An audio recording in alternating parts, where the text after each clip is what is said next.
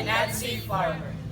In the year 2194, in Harare, the sprawling capital of Zimbabwe, there is a special place called Rest Haven. Surrounded by a huge wall that keep out the city. The people of Rest Haven choose to live as Africans live for thousands of years, in the small tribal villages, raising their own food and following the ancient traditions. Into this haven stumbled three children of a high government security officer, the boy Tendai and his younger sister Rita and their little brother Kuda. They were kidnapped on a trip through the city and have just gave from a toxic waste dump where they were enslaved by a monstrous woman called the She-Elephant. Now, while they wait for the chance to go home, they enjoy the beauty and idyllic life of Rest Haven. Or at least, Tendai does. Rita has different view of it. It's all right for you. You are a boy. You get to lie around listening to stories. I have to scrub the floor, wash clothes, sweep the courtyard, and air out of the baby's bed. It's so horrible. Can't you ask for a holophone so we can call father? Nobody listens to me. Rita was hiding in a tiny clearing surrounded by thick bushes. She had a heap of distinctly dirty mats that Tendai assumed was the baby's bedding. They won't listen to me either. I've been trying for days. By the rules of Rest Haven, Tendai wasn't supposed to be with Rita. Boys his age didn't keep company with girls before getting ready for marriage. They will so. I hear them talking. Oh, the new boy is so clever. Oh, he's a wonderful storyteller. They think you are the greatest thing since fried mice. Did you see those poor little creatures that first night? Our ancestors ate them, and we're not vegetarians. Our ancestors ate them, but our ancestors' wives had to kill them. You should have heard their little squeaks. Don't tell me. The reek of the baby's bedding was overpowering. Tendai wanted to help her with it, but that certainly would not be allowed. And speaking of wives, what about the second wife of Garikai, the chief? Do you know how old Chipu is? 14! And she's 8 months pregnant. Keep your voice down. I'll keep my voice down if you keep your ears open. Garikai's first wife hasn't had any children. The spirit medium said she might be a secret witch. He said witches eat their babies on the sly. Have you ever heard anything so stupid? Garikai married Chico when she was only 12. But she didn't get pregnant now. You can bet he's anxious about it. He doesn't have any children. It's considered a disgrace. So you wouldn't believe the fuse they're making over her. She's loaded down with charms and rubbed with ointments. If she so much as opened her mouth, someone puts food in it. So what's the problem? Who do you think they'll blame if something goes wrong with the birth?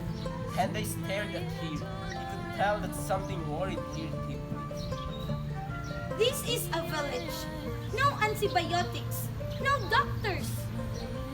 Women survived for thousands of years without them. Some of the women. You stupid boy.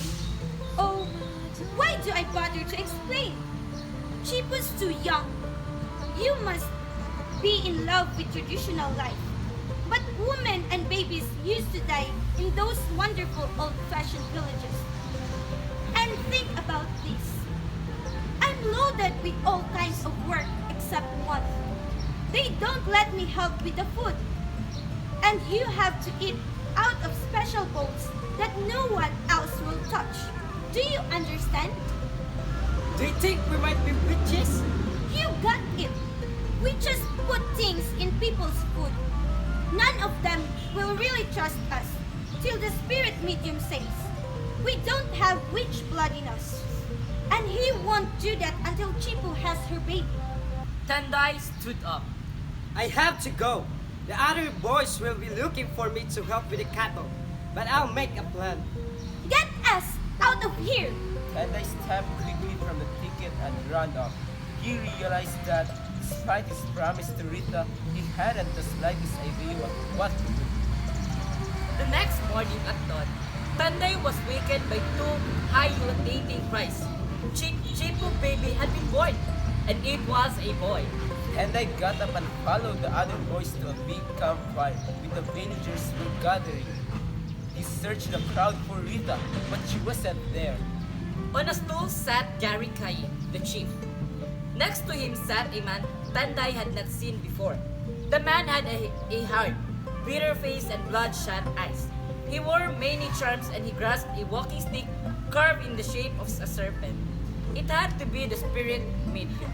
People talked in low voices and urged themselves against the chill of the morning. Gradually, Tendai became aware that all was not right. Surely people should be rejoicing, but instead their mood seemed anxious. Was the baby deformed? He wondered. Was Chipu dead? An old woman emerged from a head, carrying a bundle. She approached the stalls where Gary Kaya and the spirit medium sat. She unwrapped the blanket. An outraged yell arose from the baby. He's strong. The spirit medium expected that infant as the villagers looked on nervously. It was clear he was not fond for children, or at least not of this one. He frowned as he studied the wrinkled little face. The moment passed. He's one of us. A sigh went around the crowd. The villagers all smiled, and the anxious feeling was gone. I have a son. Suddenly a path crushed. Someone screamed. Everyone froze. Then they heard the wailing of baby, another baby. A girl emerged from the same head. It was Rita, and she too carried a bundle. Rita marched up to Garikayi, who looked as though the sky had fallen on him. She held out the second bundle. No, no, it's your daughter. I do not accept her. She is an accused twin. She's perfectly healthy.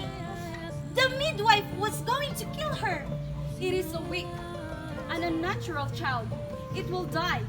Listen to her. She's not weak. Oh, I won't let you kill a tiny baby. Twins are evil. They are against God's order. No baby is evil. One must die and be buried under the floor of the heap where it was born. So of course, it's the girl who has to go. Let's throw the girl away. She's no good. She's worthless. You're all a bunch of vicious, mean, chauvinist pigs. The spirit medium raised his walking stick to strike Rita, but Tendai wrenched it away. He flung the stick in the fire and it burst into flames. The crowd gasped in horror. Grab them! The villagers pounced on the children and held them fast. Someone snatched away the infant. Someone handed a club to Gary Kai. The chief stood over them a long moment. Then his face suddenly contorted with anguish. He threw the club away and tottered back to his tomb. Take these little hyenas to the punishment here. Tendai and Rita were dragged along, then shoved through a door into darkness. For a while, they trembling in silence. Thank you for sticking up for me. Tell me what happened. I wasn't supposed to be there, but I just had to watch. I've never seen a newborn baby. I sneaked up to the door, and there he was, all wet like a fish. And then she was born.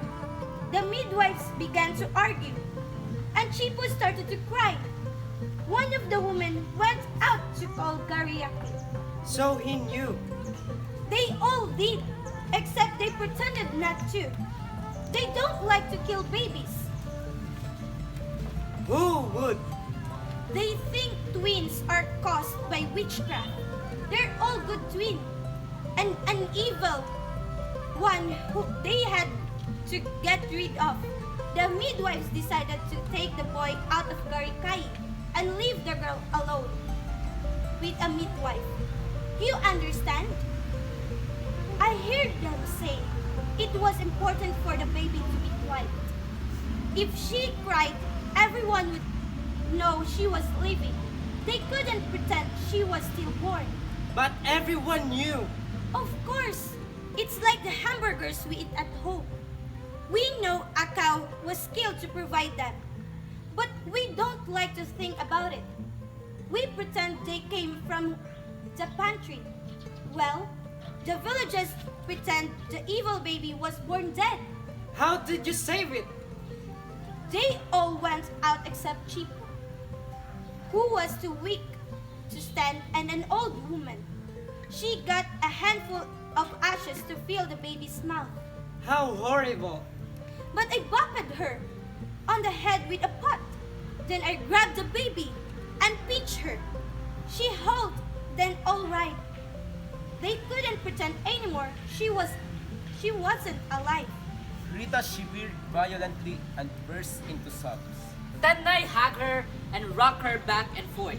He knew this wasn't how a traditional brother behaved with a sister, but he was proud of Rita and roughly sick of village ways. Rest Heaven by Nancy Farmer.